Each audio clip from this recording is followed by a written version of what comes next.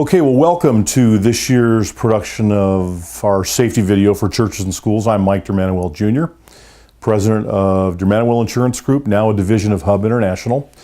And this year we're going to just take a kind of a run through a lot of the topics we've done in the past. And the reason for that is because over 25 years I've been in the middle of workers' comp and claims and looking how people get injured, and really down to 8 to 12 common themes with why our employees get hurt at work. And so we're going to review and go back through it. And it is important to invest the time in looking through this information, because workers' compensation is one of the only costs you have that are truly variable based on how much you use it at the school or the church. And because of that, a culture of safety can really create cost savings for the ministry. And by culture saving, I mean investing the time to watch safety videos, but also throughout the year, taking a few times a year during in-service or other times to really talk about different safety topics and different safety issues. So I would encourage you to pay close attention here. I think, some of this, if you've been around, you've seen before. I've been doing these safety videos for 20 years now. And so I hope you enjoy and I hope you get good information. But remember that this is an effort that doesn't begin or end with what you're seeing here today, but really must continue throughout the year to have that culture of safety that we all want.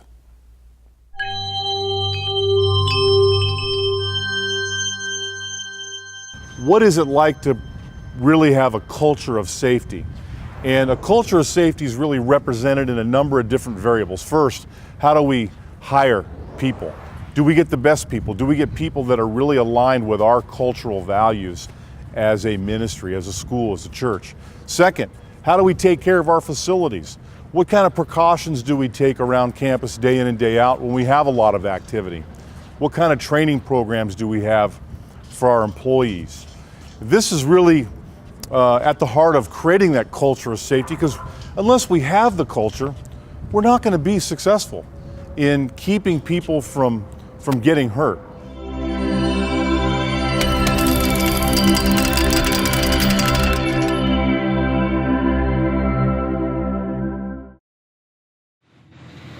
Okay, everybody, what's wrong with this picture? Let's go back down. Now you can see we're in a shop, but this problem would apply anywhere where we have extension cords going across aisleways or going in places where there's foot traffic. You see an issue with this? I certainly do. This is definitely a trip and fall hazard. So it's not enough to just tape over an extension cord. We have to have something that will not allow a situation like this to occur. Look at this. These are the kind of things you've got to pay attention to no matter what part of the campus you're on. Whether you're in an interior classroom or whether you're outdoors, it doesn't matter. It could also apply to something like a garden hose that is in a high traffic area. This is just an unnecessary hazard that is easy to correct. Really no excuses for having this here. Part of our inspection process is to look at classrooms and see what the hazards are in there, what they look like. And many times we come upon things that are up on the wall. And I always ask the question, well, how do you get these decorations up on the wall, close to the ceiling? And there's a moment of silence there. And I think the reason being is because we see teachers using chairs and tables to gain access to put their decorations up. There's a much safer way to do this, and is to use a step ladder. Our belief is that every classroom should have a step ladder instead of going to dangerous habits like standing on tables and chairs. Special attention today to slips, trips, and falls. The number one cause of injuries. Most can be avoided by slowing down and correcting tripping hazards. That's all.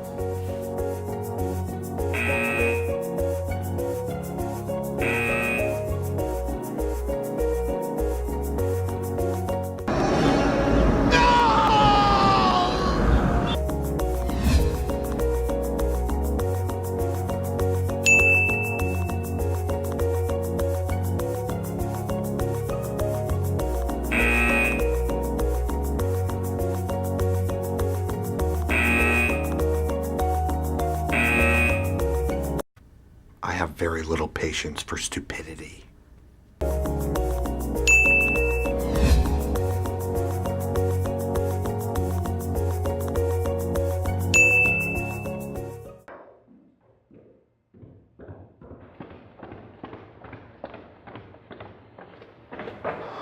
What was wrong with that? I mean, really, how stupid am I for doing that? What is going on? What are you doing? Do you know what was wrong with that? Now let me show you how to do that the right way.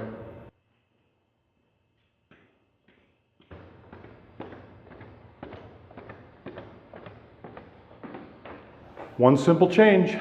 That's what I'm talking about! Went from a high probability of injury to a low probability of injury. You know, we talk about holding handrails all the time. Some of you don't do that very often.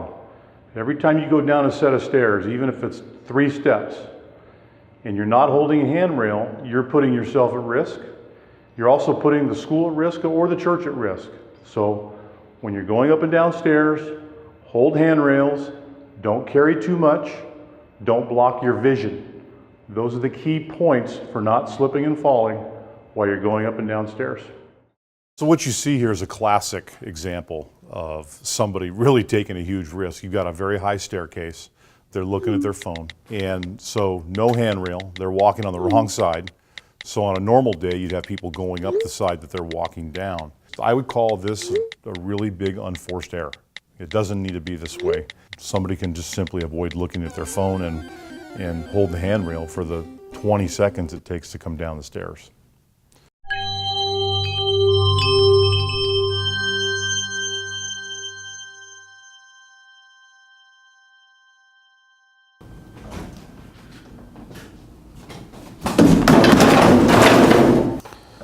All right, if you've ever seen the Allstate commercials featuring mayhem, this is it.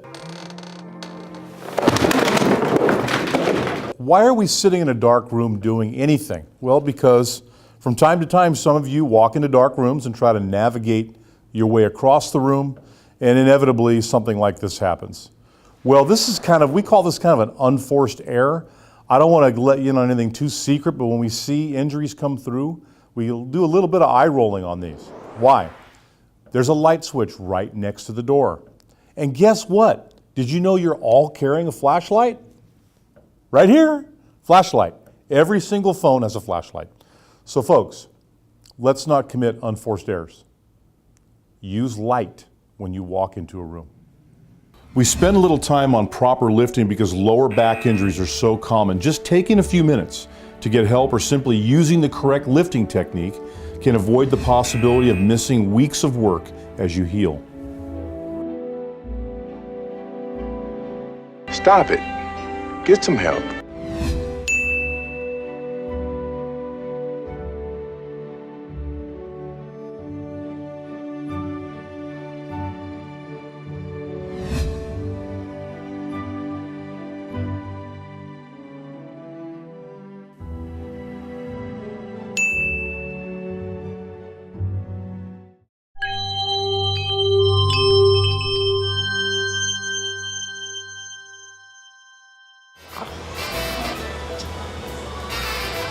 Ladies, really?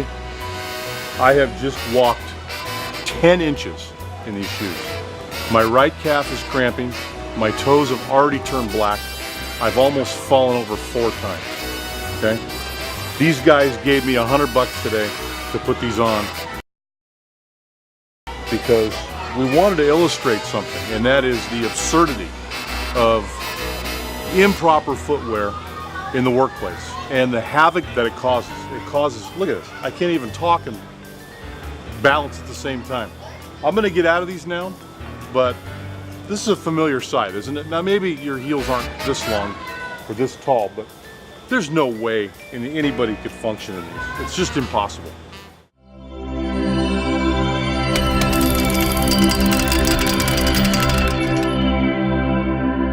So we're on the campus of Valley Christian Schools in San Jose, Warrior Field. They got beautiful facilities here, a great athletic program, but what comes with that are a lot of coaches.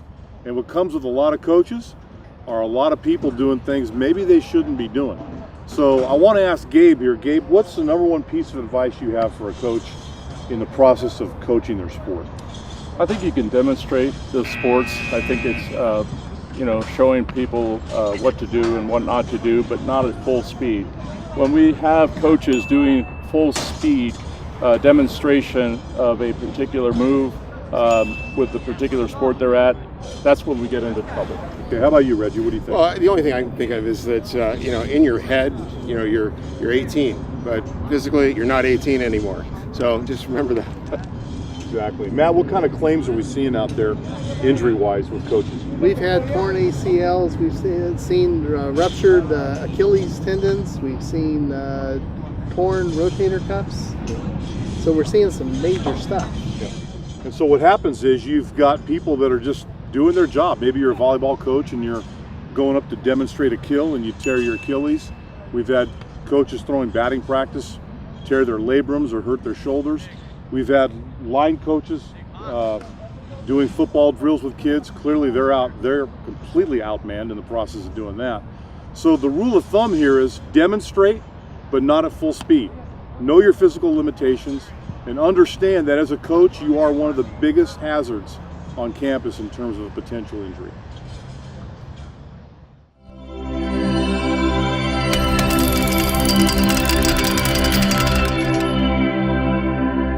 Okay, no matter what kind of campus you are on, things like this are going to happen. You're going to have tree roots, you're going to have settling, and it's tough to keep up with all of it, especially in a big place with acres and acres and acres of property. One of the reasons why we come out and do inspections every year is so we can bring issues like this to your attention. This is a significant trip and fall hazard. So Gabe and Reggie, when you're out looking and when you're out inspecting, what kind of recommendations would you make when you see something like this? When I see an issue like this, a trip and fall hazard, we always talk about maintenance and maybe cutting the slab. But if they don't have funds for that, maybe renting a concrete shaper or grinder to even out the space.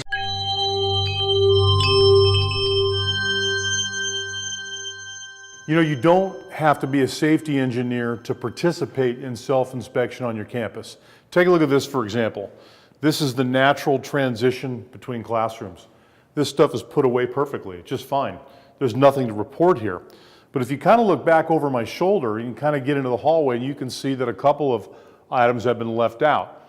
Now, these are the kind of issues you're going to want to do something about if you see them. My point is this: everybody can be participative in self-inspections on your campus. Most injuries occur in August, September, and January when things are a little bit messy coming back. So be proactive. Don't walk past anything that might cause injury to yourself or to one of your coworkers.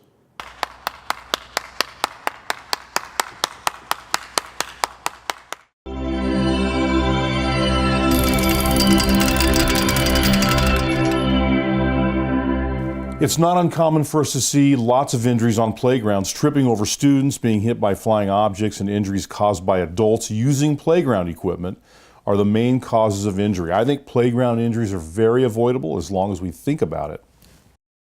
You know, the joys of being on the playground brings back memories. 50 years ago, I was on a playground like this, breathing the clean air. And I know you have fun out here too when you work on the playground, but you know, you gotta be aware of flying objects. You really do. Don't laugh. It's a real hazard. As you can see, I have superior peripheral vision, and that is required of all of you out here in this jungle we call the playground.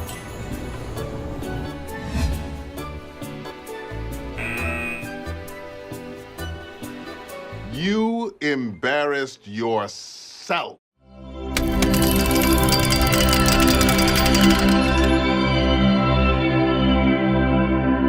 Okay, so every once in a while we're going to have an injury because nobody's perfect. No matter how hard we try, there are things we can't control. So it's important to understand what to do when we have an injury.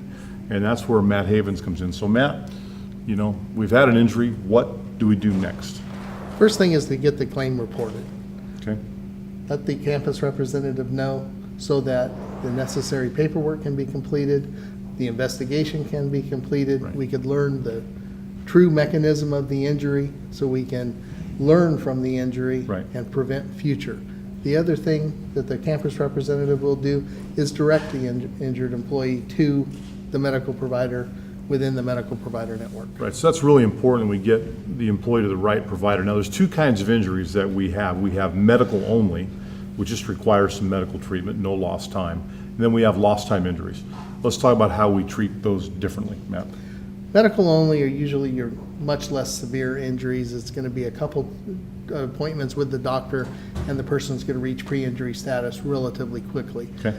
The lost time injuries are much more complicated, and it's very important that we get those started on the right foot initially, get them reported immediately, so that we can ensure that the injury is addressed medically as it's supposed to be, as well as benefits being provided expediently. And we're going to want to make sure that we have some return to work opportunities, and so that, or some modified duty if possible, because we want people that are injured to not be home. If possible, we want them back at work doing modified duty so they can continue to contribute to what we're doing at the church or the school.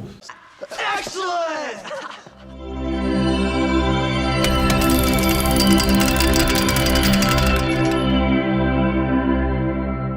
While electric carts can be a valuable resource on our campuses, any staff member that uses them should follow the proper safety protocols, and there should be training before anybody uses an electric cart.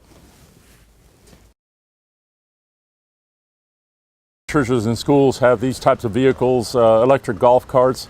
They're pretty versatile and used quite often throughout the campus, usually by facilities or maintenance. One couple of things to keep in mind: only licensed drivers are allowed to operate such equipment.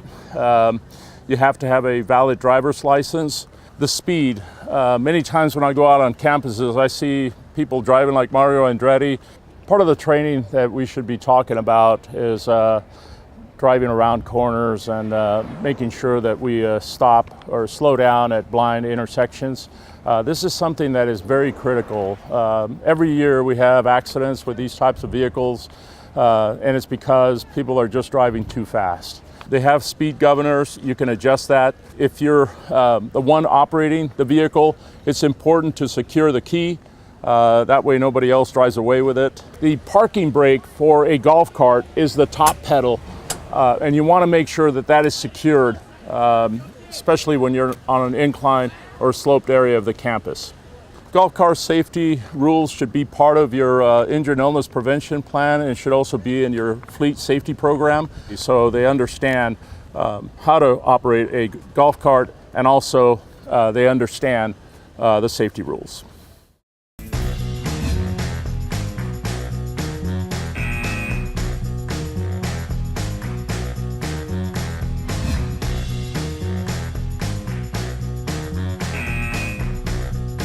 What are you? An idiot sandwich.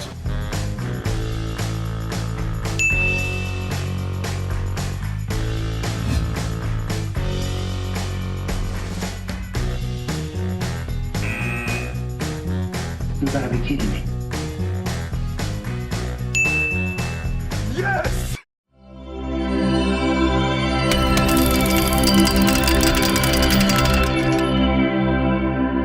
Okay, that concludes this year's presentation. I want to let you know that throughout the year now, there's a number of resources you can access. We have the DMIG Resource Center.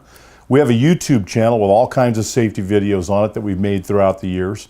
You can contact Gabe Laurenti or Reggie Sadler to schedule a visit and come out and look at your facility or your property. And so these are the ongoing resources that we have to help you create that culture of safety. Again, we're talking about conserving our resources so we have more to put back into our ministries. And that's the ultimate goal here, is to minimize injuries, which minimizes our costs, which creates additional financial capacity to put back in doing what we do best, which is ministering to people and educating kids. Thank you for watching. We look forward to seeing you again soon.